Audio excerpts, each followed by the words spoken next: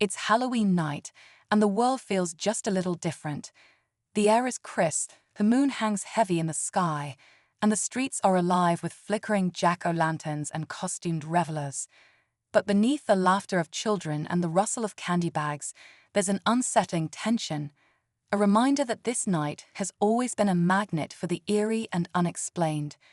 Tonight, we're stepping into the shadows, peeling back the thin veil between the ordinary and the unimaginable, to uncover three disturbing true Halloween horror stories. Imagine this. You're walking home from a Halloween party, the streets mostly empty now that the trick-or-treating rush is over. The sound of your footsteps echoes through the quiet neighborhood, and for a moment, everything feels still. Then you hear it, a soft, almost imperceptible shuffle just behind you. You turn quickly, but there's nothing there, just the faint smell of burning leaves on the wind. You shake it off and keep walking, but that feeling, the one that makes your skin crawl and your heart race, doesn't leave you. In fact, it gets worse. Our first story takes us to a small, sleepy town where Halloween traditions run deep. For years, the local legend of the Lantern Man had been a harmless tale passed down to scare kids into behaving. He was said to wander the streets on Halloween night, carrying a lantern carved from a human skull, looking for mischievous children to snatch away. It was all fun and games, until one Halloween night when a group of teenagers decided to test the legend. They thought it would be funny to head out to the old bridge where the Lantern Man was said to appear, armed with nothing but flashlights and their phones. What they found there that night? Well, let's just say some of them wish they hadn't gone at all. Before we dive into that chilling tale, let's take a detour to the suburbs of a bustling city where a young woman named Claire had been living alone for the first time. She loved Halloween. It was her favorite holiday. She decorated her little house with fake cobwebs, pumpkins, and a skeleton hanging on her front porch. She even had a bowl of candy ready for trick-or-treaters, though fewer and fewer kids seemed to come each year. But that Halloween, something felt off. Claire couldn't quite put her finger on it, but it started with the knocking, soft, deliberate knocks on her door, even after the trick-or-treaters had long gone to bed. What Claire didn't know was that she wasn't alone that night, and whoever was out there wasn't looking for candy. And then there's the third story, perhaps the most haunting of them all. It happened to a young man named Jake, who had been invited to a Halloween bonfire out in the woods. It was supposed to be a night of fun, costumes, ghost stories, and laughter around the fire. But as the flames danced and the stories grew darker, Jake noticed something or someone standing just beyond the circle of light. At first, he thought it was part of the fun, maybe a prank to scare the group. But as the night wore on, that shadowy figure never moved, never made a sound. And by the time Jake realized it wasn't a joke, it was already too late. These are not just stories. They're real accounts from people who lived through them, and their experiences will leave you questioning everything you thought you knew about Halloween. So, as you sit back and listen, keep your lights on, lock your doors, and remember, the scariest things are often closer than you think. Now, let's begin. Claire's story began like any other Halloween night. The air was alive with laughter and excitement as kids in colorful costumes darted between houses, their voices echoing through the chilly evening. Claire loved handing out candy, seeing the creativity in the kids' outfits and the joy in their eyes. Her little house, tucked at the end of a quiet cul-de-sac, was perfectly decorated, spiderwebs draped over the bushes, pumpkins with smiling faces lining her porch, and a flickering orange light casting an eerie but festive glow. It was her favorite time of year. By 8 o'clock, the trick-or-treaters had started to dwindle. Claire, now in her cozy pajamas, sipped on a mug of hot apple cider as she sat by the window. The streets had grown quiet, the occasional rustling of leaves in the wind, the only sound breaking the stillness. She considered turning off the porch light, her signal that the candy was gone, but decided to leave it on for just a little longer. There were always a few stragglers, teenagers mostly, looking to scoop up whatever candy was left. That's when she heard the first knock. It wasn't loud or hurried, just a soft, deliberate tap, tap, tap against the door. Claire smiled to herself, grabbed the candy bowl, and walked over. She opened the door, expecting to see a kid in costume, or maybe even one of her neighbors stopping by to chat. But the porch was empty. She frowned and leaned out slightly, glancing up and down the street. Nothing. Just the faint hum of a street lamp and the distant sound of a dog barking. Probably kids playing a prank, she muttered, closing the door and locking it. She returned to the couch, brushing off the strange feeling creeping up her spine. But before she could settle back into her cozy spot, there it was again, the same soft, deliberate knock. This time, Claire froze. She stared at the door, her mind racing. Maybe was just kids messing around. Halloween pranks were nothing new. Still, something about the sound felt wrong. Too calculated, too patient. Taking a deep breath, she approached the door again, her hand hovering over the doorknob. "Hello," she called out. No answer. She hesitated, then peeked through the peephole. The porch was still empty, but her jack-o'-lantern, which had been glowing brightly just moments before, had gone dark. The candle inside had been snuffed out. Claire's heart began to pound. She stepped back from the door, clutching the candy bowl like it could protect her. "It's nothing," she whispered to herself. "Just the wind. Or maybe the candle burned out on its own." But she didn't fully believe that. She turned off the porch light, hoping that would signal to whoever, or whatever, was out there that she was done for the night. She tried to shake off the unease, but the house felt different now. The warm, comforting glow of her Halloween decorations seemed colder somehow, the shadows in the corners of the room darker. Claire sat back down, her eyes darting to the windows every few seconds. Outside, the wind picked up, rattling the shutters. The sound made her jump. Then her phone buzzed. She grabbed it quickly, grateful for the distraction. It was a text from her friend Rachel. "Happy Halloween. You all set for tomorrow? Can't wait to see you, asterisk." Claire smiled, momentarily forgetting her nerves. She and Rachel had plans to meet for coffee the next morning, a tradition they'd started years ago to swap funny Halloween stories. Claire typed back a quick response, trying to focus on the normalcy of their chat. But just as she hit send, her phone buzzed again. This time, it wasn't Rachel. It was a picture message from an unknown number. Claire frowned and opened it. The photo was dark and grainy, but she could just make out the outline of her front porch. The picture was taken from outside, just a few steps away from her door. Her heart dropped. She stared at the screen, her breath catching in her throat. The message that followed was even worse. Canis decorations. Asterisk. Claire's hands shook as she locked her phone and tossed it onto the coffee table. Her mind raced. Who could have sent that? She didn't recognize the number, and none of her friends would pull a prank like this. Slowly, she walked to the window and peeked out through the curtains. The street looked empty, the same as before, but now every shadow seemed suspicious, every flicker of movement a potential threat. For the next hour, Claire sat on edge, her eyes darting between the windows and her phone. She considered calling someone, Rachel, the police, anyone, but what would she even say? That someone was playing a Halloween prank. That she was scared because of a photo. It sounded ridiculous, even in her own head. The knocking didn't come again, but the uneasy feeling didn't leave her. She eventually turned off all the lights and went upstairs to her bedroom, locking the door behind her. She told herself she was being paranoid, that this would all feel silly in the morning.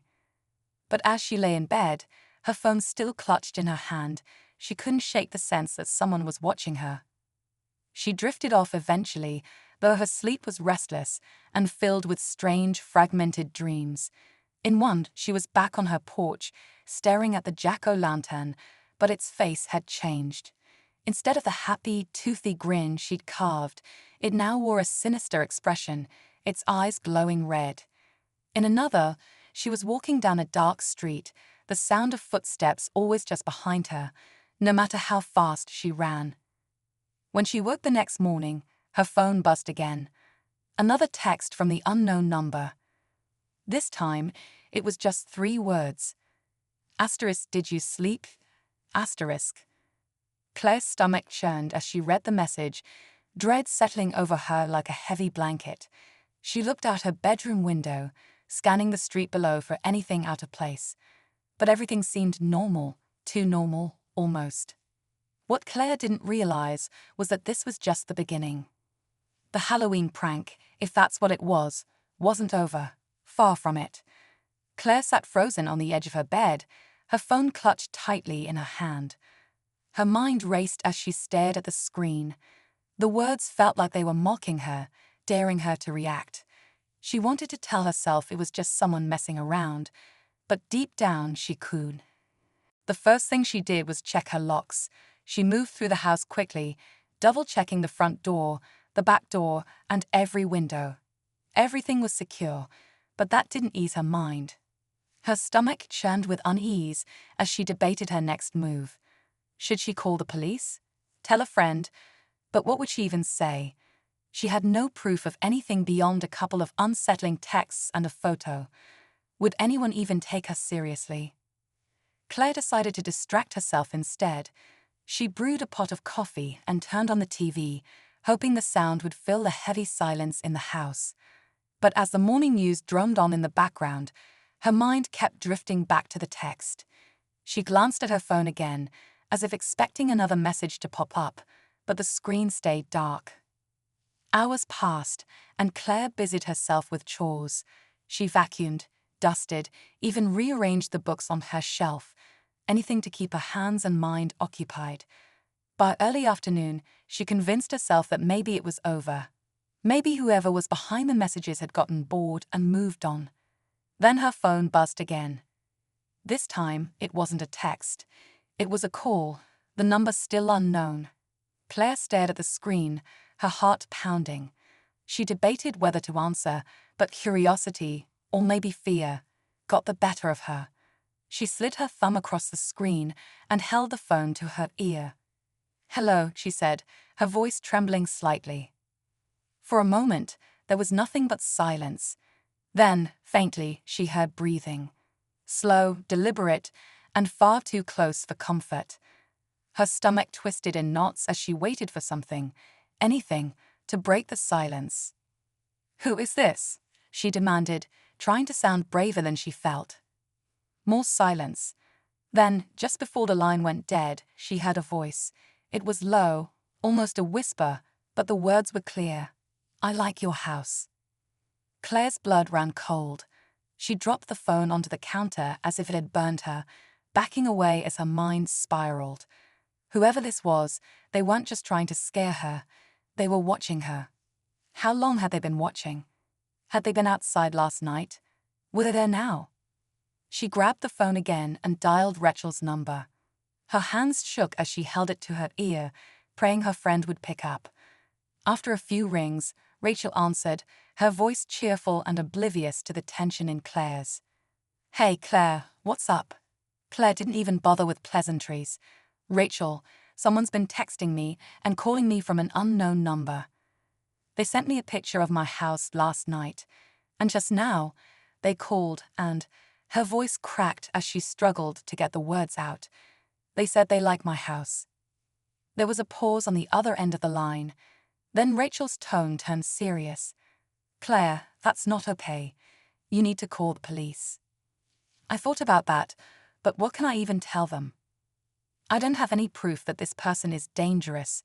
They'll just think I'm overreacting." "Who cares what they think?" Rachel snapped. "This isn't normal, Claire. Someone is targeting you. You need to take this seriously."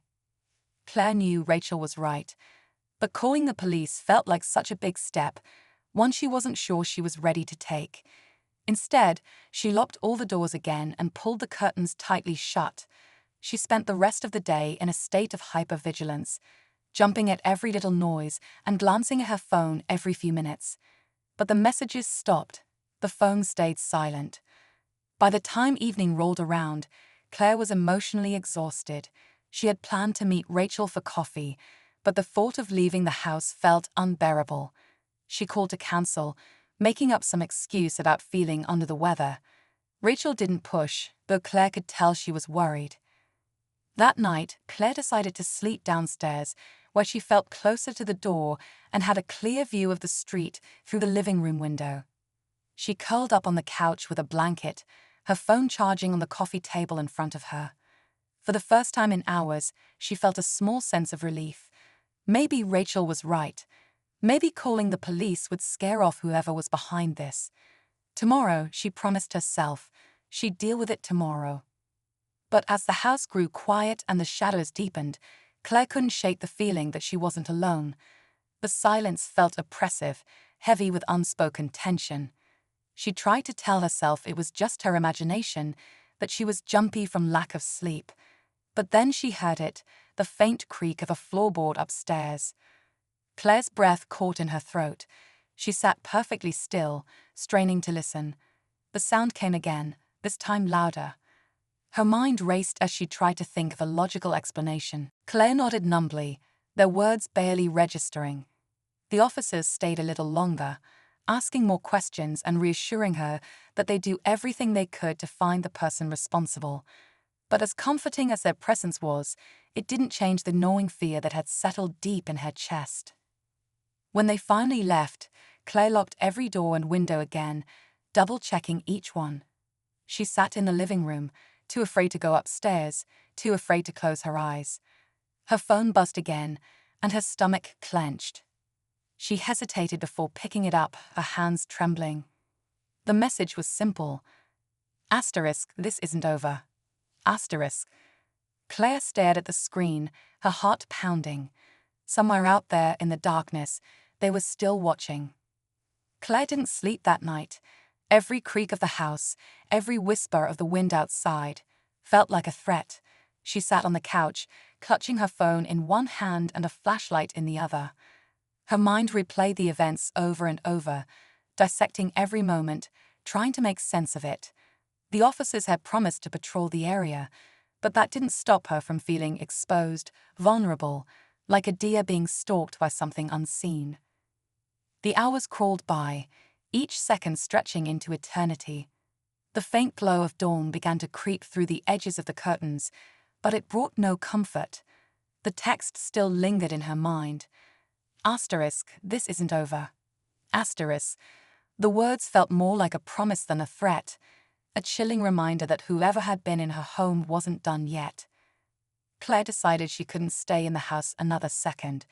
She grabbed her keys and phone, barely taking the time to throw on a coat before stepping outside. The cold morning air hit her like a slap, but it felt better than the suffocating fear inside. Her car was parked just a few steps away, and she hurried to it, her eyes scanning the street for anything, or anyone, out of place.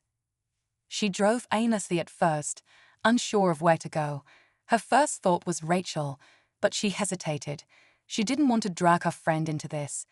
Rachel would insist on helping, but Claire couldn't shake the feeling that involving anyone else would only make things worse. Instead, she found herself pulling into the parking lot of a small diner on the edge of town. It was quiet, the kind of place where no one asked questions. Claire slid into a booth near the back, her hands still trembling as she wrapped them around a cup of coffee.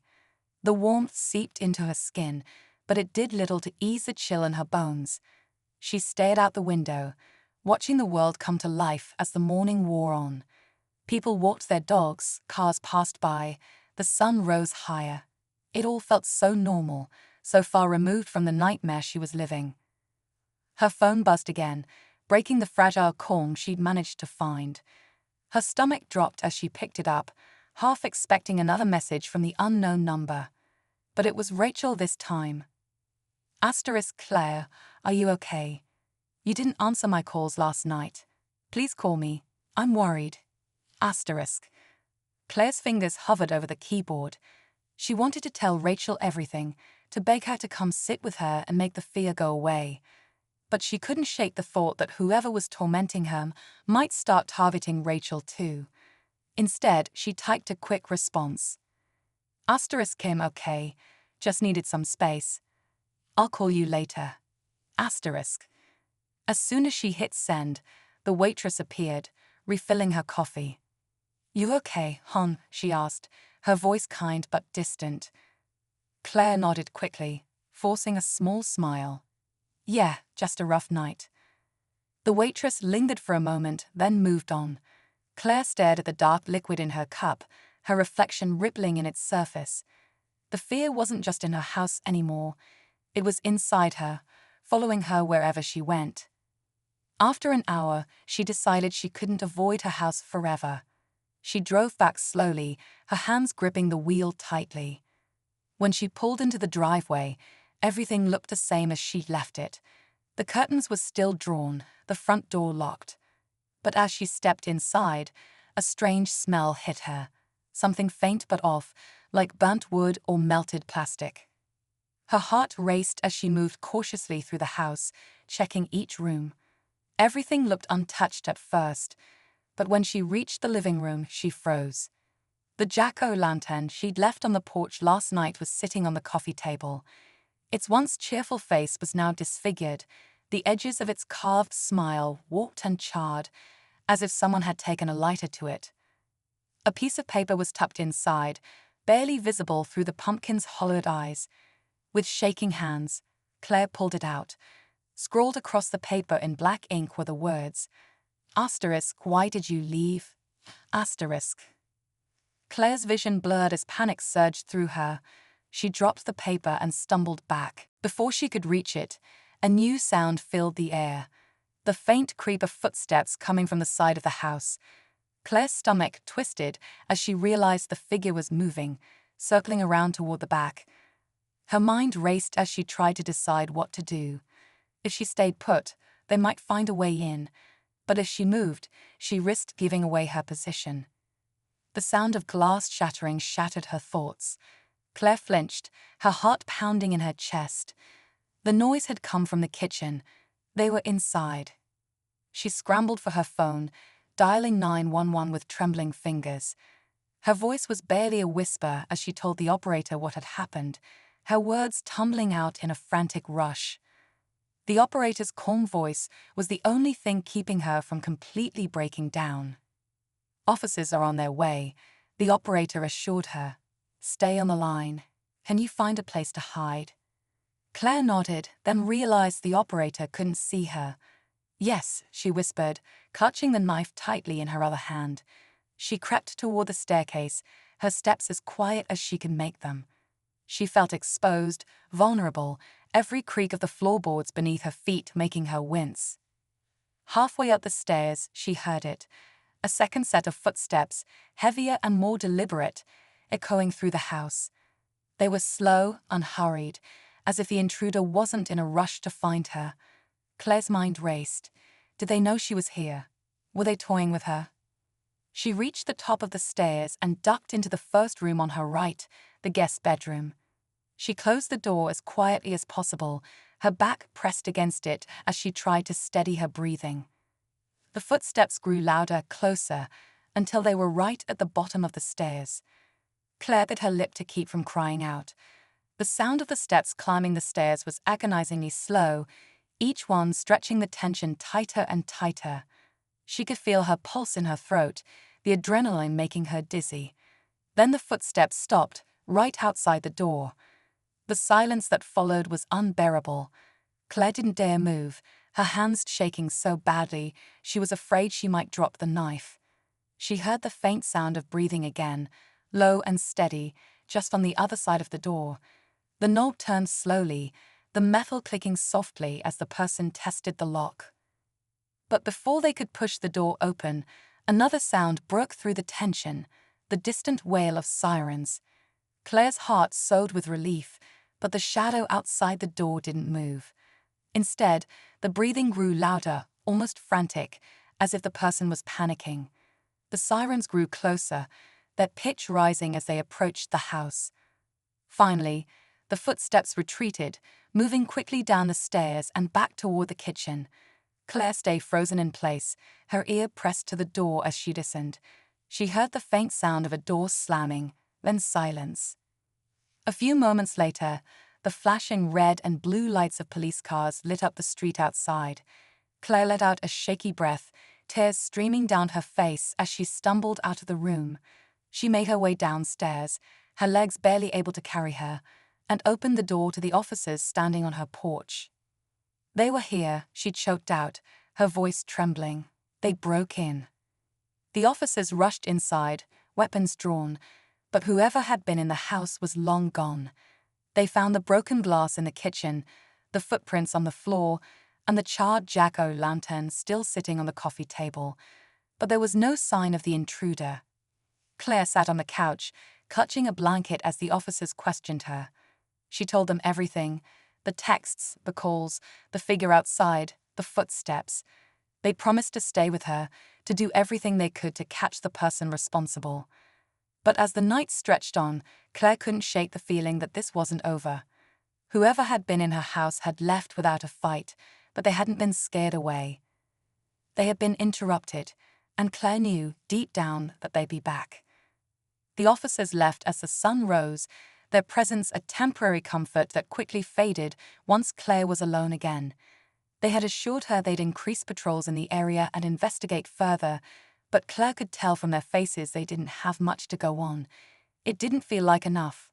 Exhausted and on edge, Claire decided she couldn't spend another night in the house. She packed a small bag, grabbed her keys, and drove to Rachel's apartment. Rachel opened the door almost immediately, her face a mix of relief and concern. "Claire, what's going on? You look like you've been through hell." Claire stepped inside, her words tumbling out in a frantic rush as she recounted everything: the texts, the intruder, the broken glass. Rachel listened intently, her brow furrowed. When Claire finished, Rachel hugged her tightly. "You're staying here," Rachel said firmly. "No arguments. We'll figure this out together." For the first time in days, Claire felt a sliver of safety. The day passed quietly, the two friends staying close and keeping the curtains drawn. By the time evening fell, Claire was starting to feel like she could breathe again. But that sense of calm shattered when her phone buzzed. The message was brief: "I see you." Claire's heart dropped. She showed Rachel the screen, her hands trembling. "They know I'm here." Rachel's face hardened. "No, they're trying to scare you. They don't know where you are." But Claire couldn't shake the feeling that Rachel was wrong. She glanced toward the window, the shadows outside seeming darker, more alive. Rachel tried to reassure her, suggesting they call the police again, but Claire was too shaken to think clearly. As night deepened, a heavy silence fell over the apartment. Rachel insisted on staying up with Claire, but even her presence couldn't keep the unease at bay. Claire kept glancing at the window, her paranoia growing with every passing hour. Around midnight, a faint sound broke the stillness, the creak of a floorboard. Both women froze. Rachel grabbed her phone while Claire clutched her bag, ready to run. The sound came again, closer this time, and Claire realized with chilling certainty that someone was inside. Rachel mouthed the words, "Stay here," but Claire shook her head, grabbing her friend's arm. Before they could decide what to do, the bedroom door burst open, slamming against the wall. A figure stood silhouetted in the doorway, their face obscured by a mask that glinted in the faint light. The intruder didn't move, their presence radiating an almost unbearable menace. Rachel screamed, grabbing a lamp from the bedside table and hurling it at the figure. The lamp shattered, the crash momentarily startling the intruder, giving the women just enough time to bolt for the door. They raced down the hallway, their footsteps echoing in the apartment. The sound of the intruder's pursuit was close behind, each step a reminder that they weren't safe yet. Claire reached the front door first, fumbling with the locks in her panic. Her hands were shaking too much to turn the key. Rachel shoved her aside and managed to get the door open just as the figure reached them. Claire and Rachel tumbled out into the hallway, screaming for help. Lights flicked on in neighboring apartments, doors opening as confused tenants stepped out to see what was happening. The sight of other people seemed to spook the intruder, who stopped in the doorway before retreating back inside the apartment. Seconds later, the sound of sirens filled the air. Someone must have called the police. Claire and Rachel stood trembling in the hallway as officers rushed into the building, weapons drawn. It didn't take long for them to find the intruder, who had barricaded themselves in the bedroom. After a tense standoff, they were finally taken into custody. But as the police led the masked figure out, Claire's blood ran cold. Something about their build, the way they walked, it was unsettlingly familiar. When the mask was removed, she felt like the ground had been ripped out from under her. It was Mark. Mark, her ex-boyfriend, who she hadn't seen in nearly a year. His face was eerily calm, almost smug, as if he wasn't surprised to be caught. Claire's mind raced, trying to piece together how he could have been the one tormenting her. The breakup had been messy, but she never imagined he would do something like this. As the officers put him in the squad car, one of them approached Claire. He confessed, the officer said, his voice steady. He admitted to breaking into your house and following you, said he wanted to teach you a lesson. Claire felt a mix of anger, fear, and relief. It was over. The nightmare that had consumed her life for days was finally over. But as she and Rachel returned to the apartment, Claire couldn't shake one lingering thought. Mark hadn't acted alone. She was sure of it.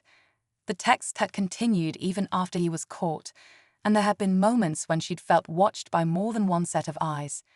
As she locked the door behind them, Rachel tried to reassure her that they were safe, that it was over. But deep down, Claire knew the truth. This wasn't the end, it was only the beginning. After the police left and the chaos quieted, the apartment felt strangely hollow. Rachel sat beside Claire on the couch, both of them wrapped in blankets as if they could shield themselves from the lingering unease. The reality of what had happened was still sinking in. Mark's arrest had brought relief, but it hadn't erased the fear that had taken root deep inside Claire. Rachel broke the silence first. "I can't believe it was him," she said softly, shaking her head. "How could someone you used to trust do something like this?" Claire didn't know how to answer. Her mind replayed moments from her relationship with Mark, searching for signs she might have missed, red flags she should have noticed. But everything seemed so ordinary in hindsight. He had been charming, attentive, even kind, until the end, when things had started to unravel. She remembered his anger when she ended things, the way he'd accused her of ruining his life. But she never thought he'd hold on to that anger, let alone turn it into something so twisted. "I don't know," Claire finally whispered. "I thought I knew him. I don't know what I thought." Rachel placed a comforting hand on her shoulder. "It's not your fault, Claire. None of this is your fault." Claire nodded, but the guilt was still there, an unshakable weight pressing down on her chest.